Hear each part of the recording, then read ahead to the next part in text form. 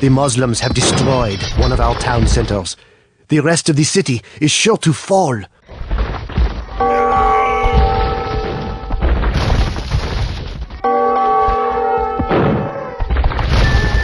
The Western Roman Emperor had a sister named Honoria, who after weary years of confinement to her parlor, made the preposterous decision to send a letter to Attila the Hun.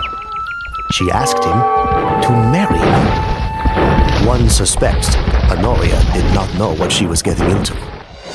Attila was plentifully supplied with wives, but he immediately saw the advantage that such a union could put him in. Suddenly, his plans changed. He would not invade the Eastern Roman Empire at Constantinople, but the Western Empire at Rome. Indeed, he claimed half of the Western Empire as his dowry.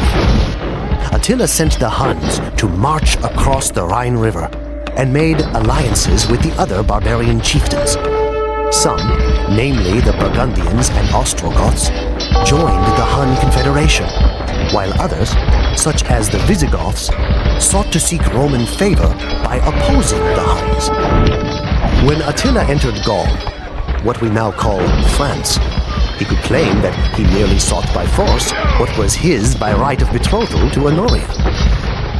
The old priest hung his head as he related what happened next, and I could tell the weight of the memories caused him great sorrow. Attila would stop at nothing until he reached his fiancée Honoria and his goal of ruling the Roman Empire. The ravaging of Gaul was unprecedented. People were tortured, their bodies torn asunder by wild horses, or their bones crushed under the weight of rolling wagons.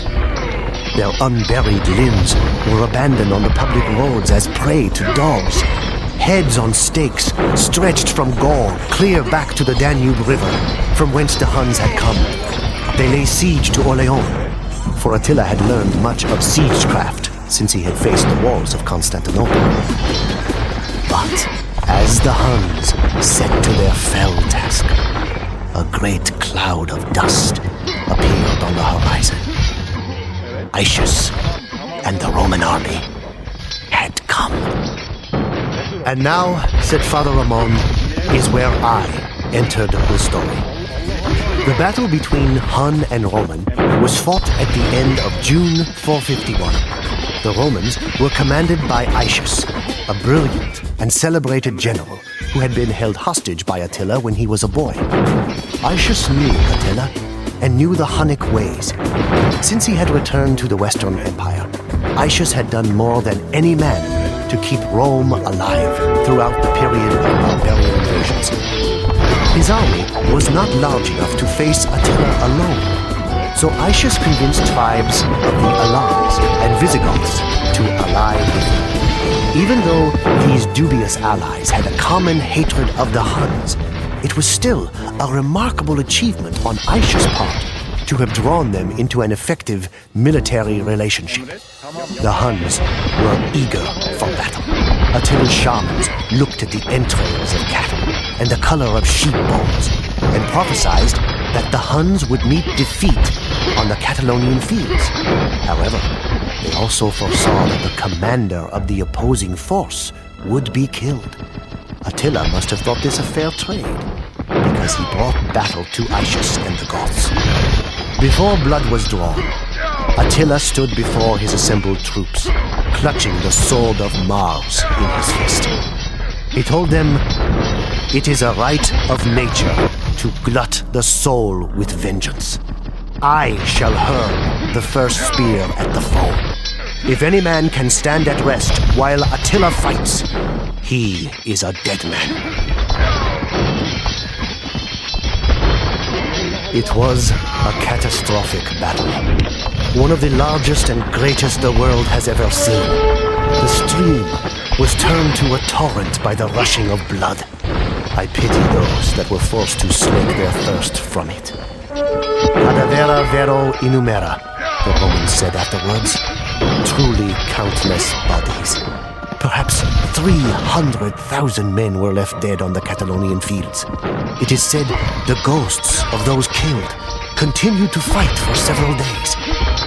I passed within inches of the fell Hun king as he stalked the battlefield, trying to determine which of his chieftains and allies yet lived, when he found me huddled beneath my shield. I made my peace with God, but Attila did not seek my decapitation. He saw that I was a holy man and ordered me to join his retinue of foreign advisors. "That is how you know so much of the Huns," I offered. The priest nodded. Despite the carnage, the outcome of the legendary battle was unclear. Attila had lost much of his cavalry, but the Romans' entire army was destroyed. For a time, no one knew if the Hun king would continue to pursue the hand of Honoria. But what of the prophecy? I asked. Did Aetius die on the battlefield?